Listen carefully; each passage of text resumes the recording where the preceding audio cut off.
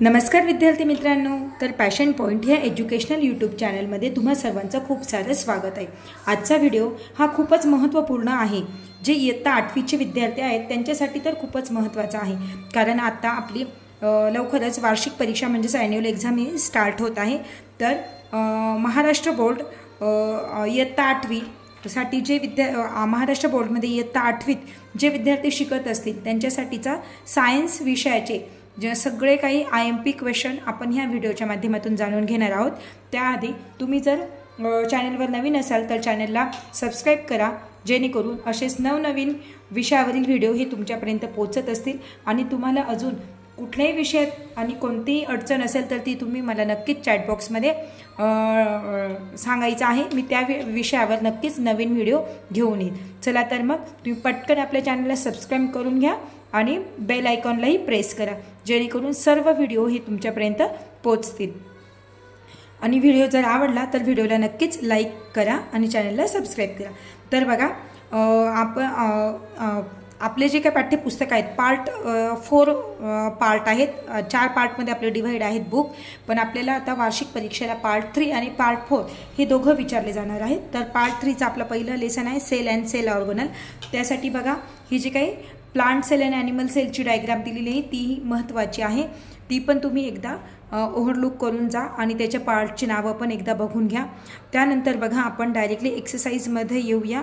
एक्सरसाइजमधूनच मी IMP questions तुम्हाला देणार आहे, जेणेकरून जास्त फापट पसारा होणार नाही।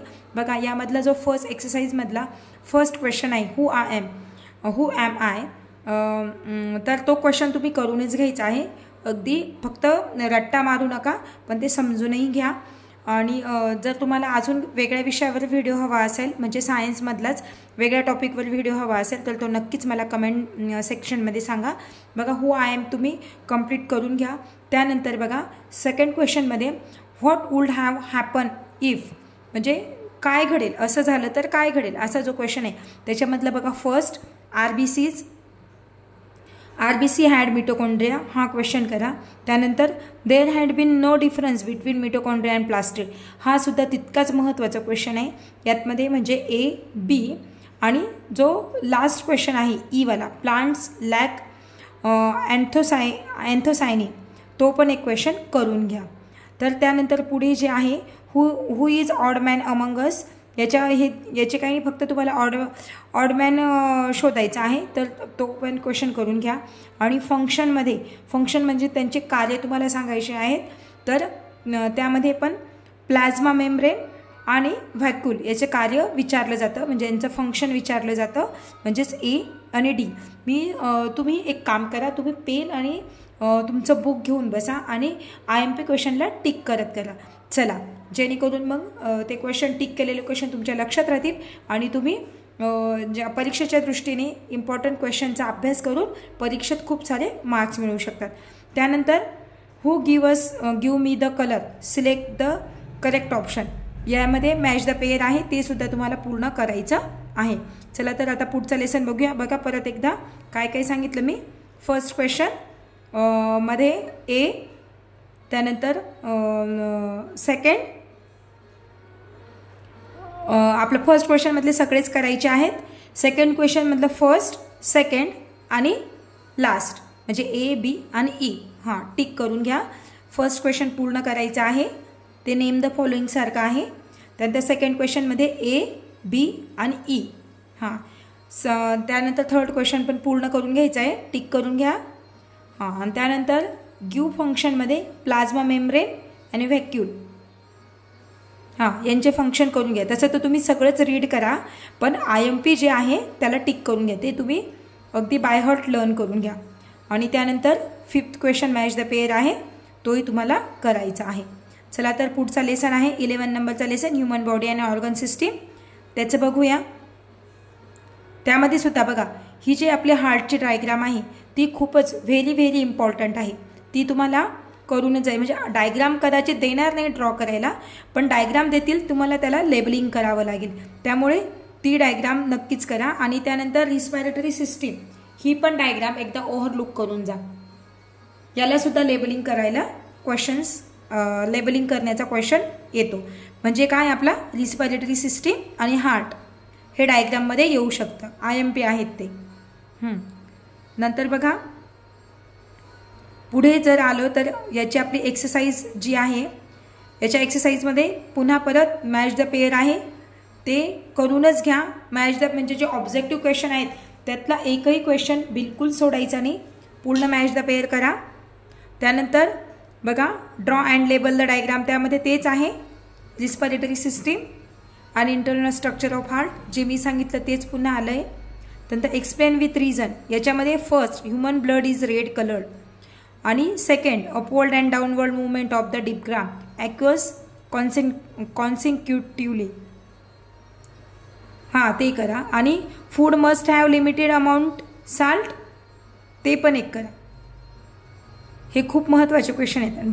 ब्लड डोनेशनचा पण म्हणजे सी, म्हणजे A, B, C आणि E हे क्वेश्चन खूप IMP आहेत, इम्पॉर्टंट आहेत, त्याला टिक करून घ्या.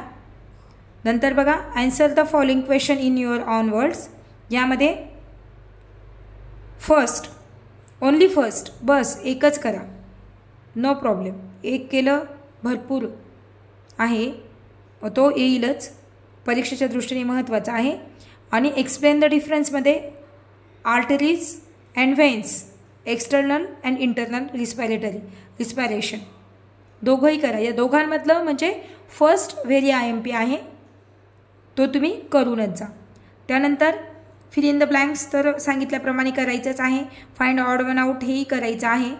आणि हां बघा केस स्टडीवर क्वेश्चन येतो आणि ते बुकच्या बाहेर येत नाही, त्यामुळे बुकचं तुम्ही अवश्य रीड करून जा. बघा त्यानंतर इंट्रोडक्शन टू द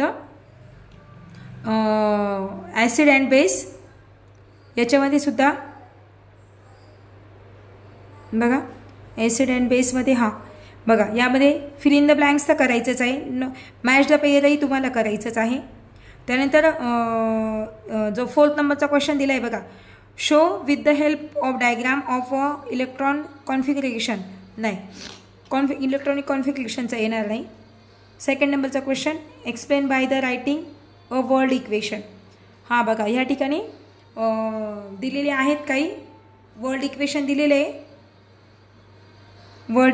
दिलेले आहेत, ते तुम्हाला एक्सप्लेन करायचे आहेत.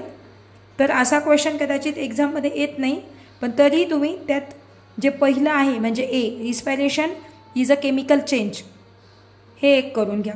त्यानंतर नेक्स्ट लेसन 14 नंबरचा लेसन आहे, त्यामध्ये सुद्धा बघा मॅच द पेअर करायचं आहे. नंतर who is telling the truth, म्हणजे ट्रू फॉल्स सारखा क्वेश्चन आहे, फक्त फिरवून विचारलेला आहे. आणि you will find if you search, बघा म्हणजे बघा ना फिल इन द ब्लँक्स असं सरळ न देता you will find if you search, जर तुम्ही शोधाल तर तुम्हाला सापडेल असं म्हणून क्वेश्चन दिलेला आहे, तो करायचा आहे.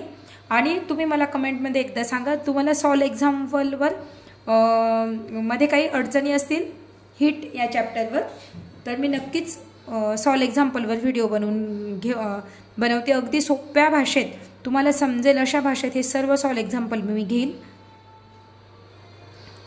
तुम्ही फक्त आपल्या चॅनलला सबस्क्राईब करा, तुम्हाला सगळे व्हिडिओ भेटतील. आणि तुमचे कमेंट खरंच खूप गरजेचे आहेत. कमेंट्स करा म्हणजे मला कळेल की मला कोणकोणत्या विषयावर व्हिडिओ बनवता येतील. त्यानंतर बघा साऊंड, पुढचा लेसन आहे साऊंड, तुम्ही प्लीज टिक करून घ्या सर्वांनी. बघा नंतर साऊंड जो आहे त्याच्यामध्ये फिल इन द ब्लँक्स करायचे आहेत नो डाऊट. नंतर गिव्ह द सायंटिफिक रिझनमध्ये बघा गिव्ह सायंटिफिक रिझनमध्ये ना इथलं तर फक्त बघा बी जो आहे तो खूप इम्पॉर्टंट सायंटिफिक रिझन आहे, तेवढा एक करा बी.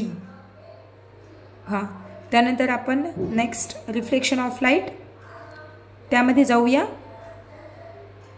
हां बघा रिफ्लेक्शन ऑफ लाईटचे सुद्धा सॉल्व एक्झाम्पल आपण करणार आहोत पुढच्या व्हिडिओमध्ये. मला फक्त कमेंट करून सांगा तुम्ही. फिल इन द ब्लँक्स करायचे आहेत. आणि यातले बघा draw a figure showing the following, नाही ते कदाचित येत नाही, पण तुम्ही बघा अगदी सोपं आहे. बघा त्याची ना ही एकच डायग्राम आहे पण नावं वेगवेगळी. बघा ही डायग्राम, ही जी डायग्राम आहे ना याच्यावरच डिपेंडेबल तो क्वेश्चन आहे. हां याच्यामध्ये केस स्टडी बघा, याची केस स्टडी करूनच जा, 100% येईल केस स्टडी. द मॅनमेड मटेरियलमध्ये सुद्धा मॅनमेड मटेरियलमध्ये बघा, ट्राय टू फाइंड इट, जे fill in the blanks, match the pair करायचंच आहे. नंतर अँसर द फॉलोइंगमध्ये thermocol is produce from which material, write uses PVC, very IMP questions, very IMP questions. आणि लास्टवाला how the plastic is produce, ते करायचं आहे. नंतर मॅनमेड मटेरियल आणि नॅचरल मटेरियलमधलं डिफरन्स तुम्हाला सांगायचं आहे. आणि अँसर द फॉलोइंगमधले नाही कुठला, explain the effect and remedial plans of the following material on environment and the human health. हा 5 मार्कासाठी क्वेश्चन येऊ शकतो, त्यामुळे तुम्ही करून जातो. आणि write short note on glass production, optic glass आणि युजेस ऑफ प्लास्टिक. याच्यामध्ये A आणि C हे महत्त्वाचे आहेत, टिक करून घ्या A आणि C. त्यानंतर इकोसिस्टीम, खूप सिंपल आणि महत्त्वाचा लेसन हा, यामध्ये सुद्धा बघा टिक करून घ्या. फिल इन द ब्लँक्स म्हणजेच complete the following by using the option, match the pair, give my information. खूप सोप्या शब्दात तुम्हाला इकोसिस्टीम, बायोम्स, फूड वेब तिघंही महत्त्वाचे आहेत. जरी तुम्ही गिव इन्फॉर्मेशनसाठी त्यांची प्रिपेअर केलं तर त्यावर कुठलाही टर्न करून क्वेश्चन आला, फिरवून जरी क्वेश्चन आला तरी तुम्हाला त्याचा आन्सर लिहिता येणार आहे, कारण हे तिघं पण टर्म इकोसिस्टीम, बायोम्स खूप महत्त्वाचे आहेत. त्यानंतर आन्सर द फॉलोइंगमध्ये what are the effects of increase pollution on ecosystem महत्त्वाचं आहे, करायचं आहे ते पण तोही क्वेश्चन. आणि what are the reasons of war, नाही तो कदाचित नाही येणार एक्झामला. Difference between evergreen and grassland, ते एक करायचं आहे. आता life cycle of stars last lesson आहे आणि खूप महत्त्वाचा पण लेसन आहे हा. यामध्ये बघा जो फर्स्ट क्वेश्चन आहे त्यामध्ये A to I जेवढेही क्वेश्चन्स आहेत ते सर्व करा. आणि हू टेलिंग लाईज हे पण करा, पूर्ण करा ते, म्हणजे ट्रू फॉल्स सारखं आहे ते. आणि आन्सर द क्वेश्चनमध्ये how do star form, why do star involve, नाही यामध्ये बघा A म्हणजे फर्स्ट क्वेश्चन. त्यानंतर what was the name black hole given, नाही A आणि E हे दोनच क्वेश्चन करा तुम्ही, A आणि E. बघा मी जे IMP क्वेश्चन दिलेत यातून काही वेगळे क्वेश्चन तर येऊ येणार नाही, तरी पण टेक्स्टबुक रीड करणं हे खूप महत्त्वाचं असतं. आणि क्लासमध्ये ज्यावेळेस टीचर टीच करत असतात त्यावेळेससुद्धा खूप लक्ष देणं गरजेचं असतं. तरी पण एक परीक्षेच्या वेळेस आपली धावपळ होऊ नये, धांदल उडू नये म्हणून मी IMP क्वेश्चन्स दिले आहेत. तसे तर प्रत्येक लेसन आणि प्रत्येक क्वेश्चन खूप महत्त्वाचा असतो. तरी पण आता लास्ट मिनिट प्रिपरेशनसाठी आपण हे करू शकतो. तर तुम्हाला आजचा व्हिडिओ कसा वाटला हे कमेंट करून नक्की सांगा. आणि व्हिडिओ आवडल्यास व्हिडिओला लाईक नक्की करा. धन्यवाद.